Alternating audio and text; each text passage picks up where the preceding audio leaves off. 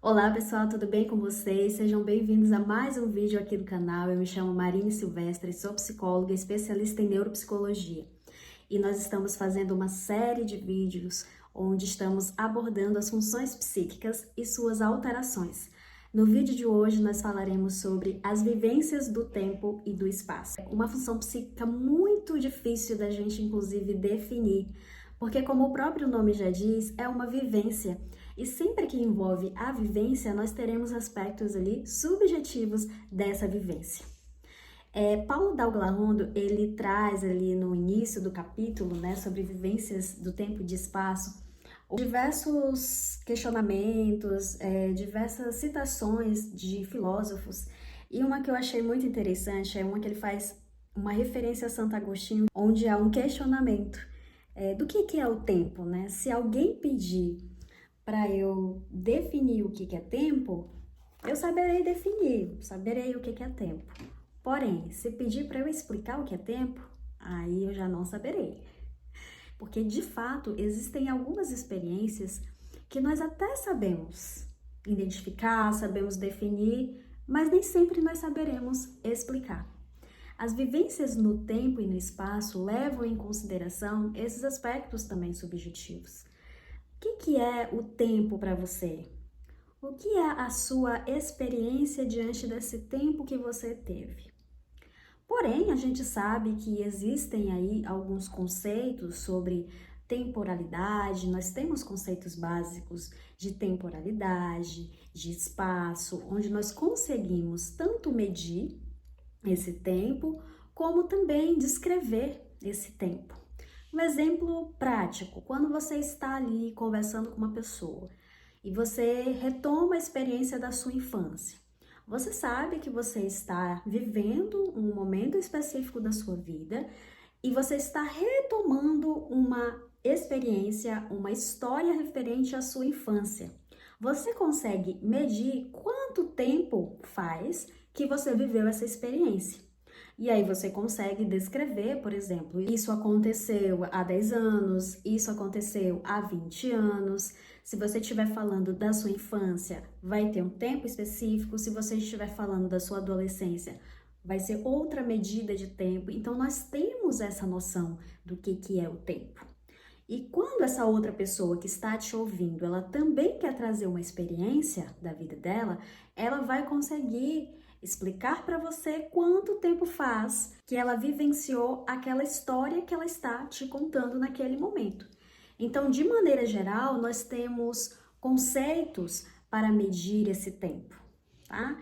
E aí, falando de uma maneira mais geral, por exemplo, nós temos conceito de tempo, de milênio, de séculos, de décadas, né, de anos, de meses. A gente sabe que um ano tem 12 meses, a gente sabe que dentro desses meses nós contamos dias, geralmente 30 dias, 31 dias, tá?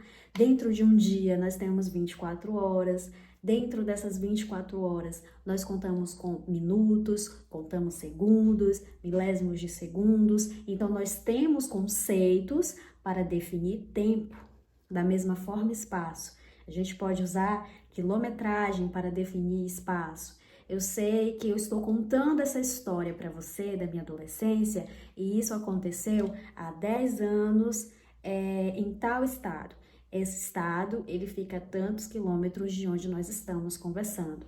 Essa é a distância. E eu consigo perceber que existe um tempo cronológico para aquela experiência que eu vivenciei. Eu sei que passei por um período de infância, fui para a adolescência, cheguei na vida adulta e assim sucessivamente.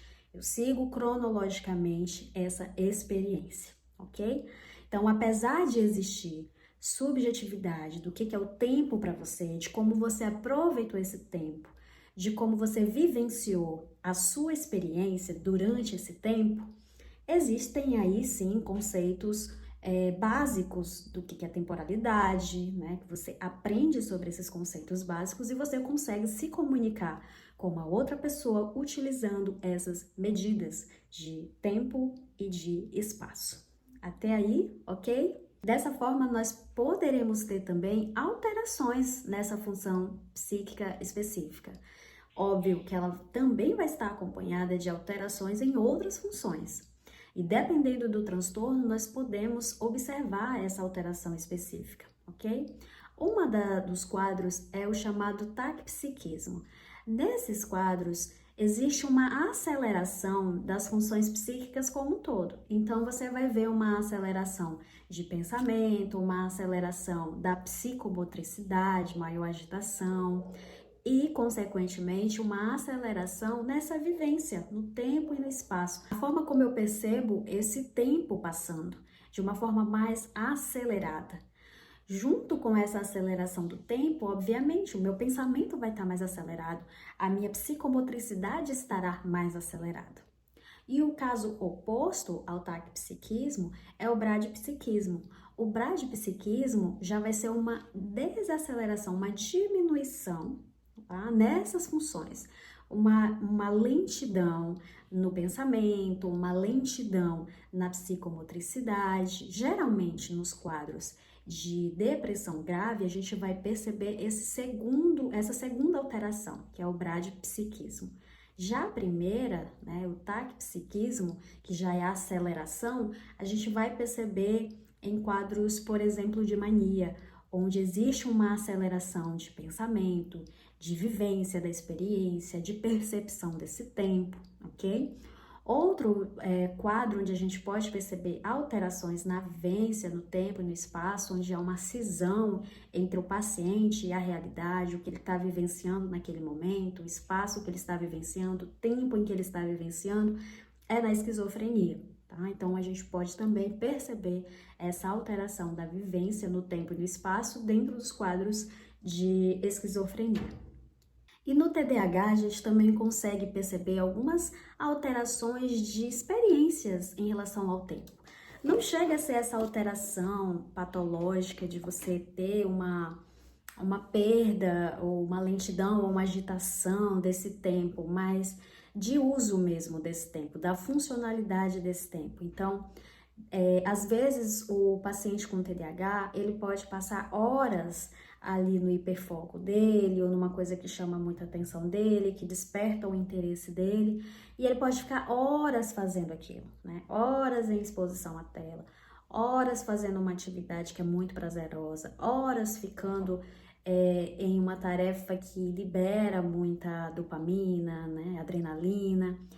Em contrapartida, ele pode ficar com um tempo muito curto em atividades que exijam, né, funções que é mais difícil para ele lidar.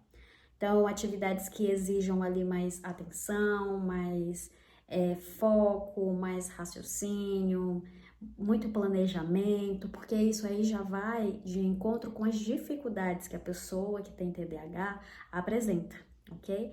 Então, essa vivência, essa experiência em relação ao tempo, principalmente na execução das atividades, no planejamento das atividades, pode haver essa alteração, né? Repito que não é a mesma alteração que a gente encontra, por exemplo, nos quadros graves de depressão ou nos quadros de mania, né, dentro do transtorno bipolar.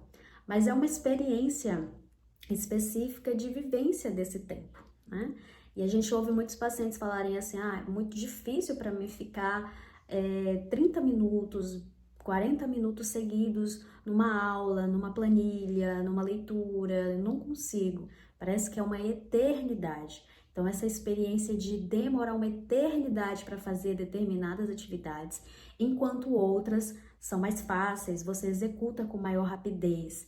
E aí a gente percebe essa forma de lidar com o tempo, né? A depender da tarefa, a gente vai ver aí uma diferença em lidar com esse tempo e experienciar esse tempo que ela tem, ok? Não perca os próximos vídeos, onde nós estaremos falando sobre outras funções psíquicas. Comenta aqui, compartilha com aquele amigo que você sabe que precisa desse conteúdo e permaneça aqui com a gente acompanhando o conteúdo que nós estamos postando. Um grande abraço e até a próxima!